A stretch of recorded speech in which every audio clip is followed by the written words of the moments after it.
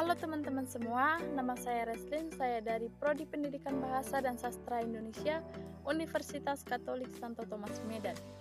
Video kali ini saya buat untuk memenuhi tugas akhir dari mata kuliah model pembelajaran yang diampuh oleh Bapak Immanuel Silitonga, SPD MPD.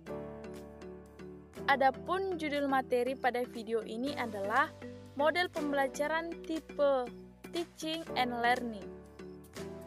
Yang pertama yang harus kita ketahui adalah pengertian dari model pembelajaran Teaching and Learning.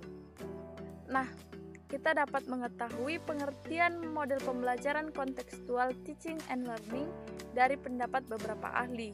Yang pertama, menurut Johnson. Menurut beliau, pembelajaran kontekstual Teaching and Learning adalah suatu proses pendidikan yang bertujuan membantu siswa melihat makna dalam bahan pelajaran yang mereka pelajari dengan cara menghubungkannya dengan konteks kehidupan mereka sehari-hari, baik dari lingkungan pribadi, sosial maupun budayanya. Yang kedua, menurut The Wigington State Consortium, mengartikan kontekstual teaching and learning adalah pengajaran yang memungkinkan siswa memperkuat, memperluas, dan menerapkan pengetahuan keterampilan akademisnya di dalam berbagai latar sekolah dan di luar sekolah untuk memecahkan seluruh persoalan yang ada di dalam dunia nyata. Dan yang ketiga, menurut John Dewey pada tahun 1916, pengertian dari kontekstual teaching and learning ini adalah peserta didik akan belajar dengan baik jika apa yang dipelajari terkait dengan apa yang telah diketahui dan telah terjadi di sekelilingnya. Nah, itulah yang menjadi pengertian dari pembelajaran kontekstual teaching and learning. Dan yang selanjutnya ada 5 bentuk belajar yang akan terjadi dalam pembelajaran kontekstual teaching and learning. Yang pertama, bentuk belajar berupa mengaitkan. Nah, di dalam mengaitkan ini yang bertugas adalah guru.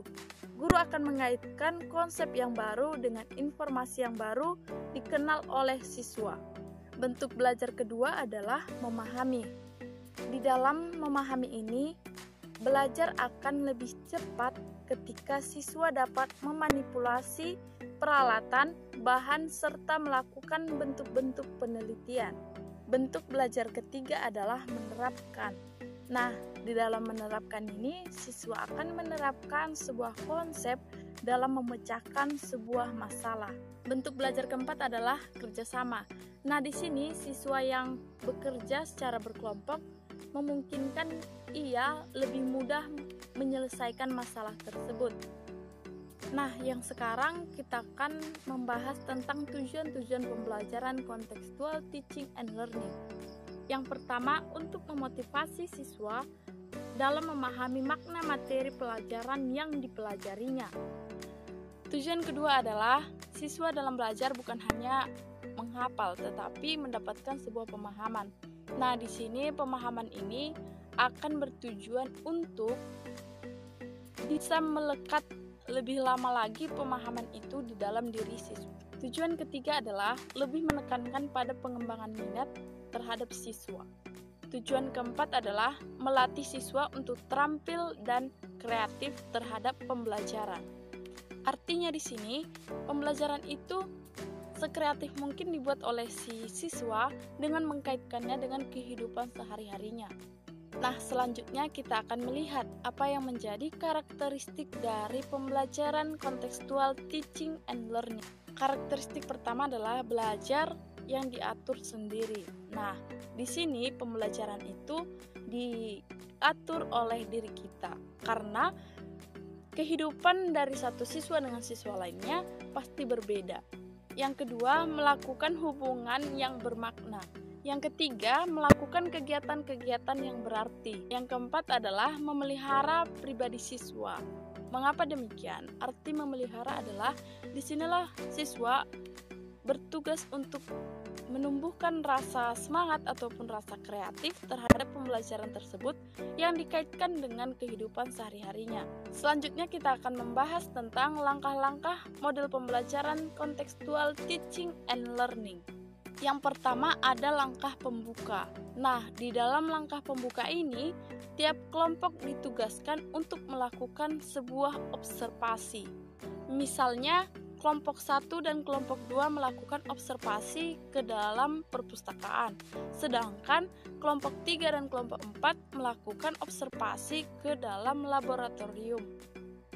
Langkah kedua adalah kegiatan inti. Kegiatan inti ini terbagi menjadi dua, ada yang di dalam lapangan dan ada yang di dalam kelas. Di kegiatan lapangan, siswa ditugaskan untuk mengobservasi ke ruangan masing-masing yang telah ditentukan secara berkelompok, dan selanjutnya siswa ditugaskan untuk mencatat hal-hal apa saja yang telah ditemukan mereka di dalam ruangan itu dengan alat observasi yang sudah ditentukan sebelumnya. Selanjutnya kegiatan di dalam kelas. Di dalam hal ini, siswa mendiskusikan hasil temuan mereka tadi sesuai dengan pembagian kelompoknya masing-masing. Setelah itu, siswa melaporkan hasil diskusi mereka. Setelah itu, setiap kelompok menjawab pertanyaan yang sudah diberikan oleh kelompok lain. Selanjutnya kegiatan penutup. Di dalam kegiatan penutup ini, waktunya untuk menyimpulkan hasil observasi, tetapi di sini sangat juga dibutuhkan bantuan dari guru untuk menyimpulkan hasil observasi mereka terkait masalah-masalah yang ada di dalamnya. Setelah itu, guru memberikan tugas kepada siswanya untuk membuat sebuah siklus ataupun gambaran tentang pemahaman mereka terhadap observasi tadi. Kelebihan pertama adalah pembelajaran akan menjadi bermakna dan real.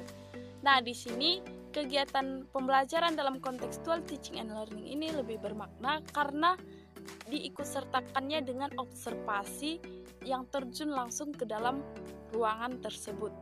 Kelebihan kedua adalah materi pembelajaran dapat ditemukan oleh diri siswa itu sendiri, bukan diberikan oleh gurunya. Dan yang selanjutnya kekurangan dari model kontekstual teaching and learning. Yang pertama, pembelajaran kontekstual teaching and learning ini memerlukan alokasi waktu yang panjang dalam pembelajarannya. Yang kedua, guru harus mempunyai tenaga yang ekstra dalam membimbing siswa-siswanya agar tujuan pembelajaran yang sedang dilakukan dapat tercapai dengan baik dan tepat. Baiklah teman-teman, sekian dari penjelasan saya. Kurang dan lebihnya saya mohon maaf dan saya ucapkan banyak terima kasih. Sampai jumpa.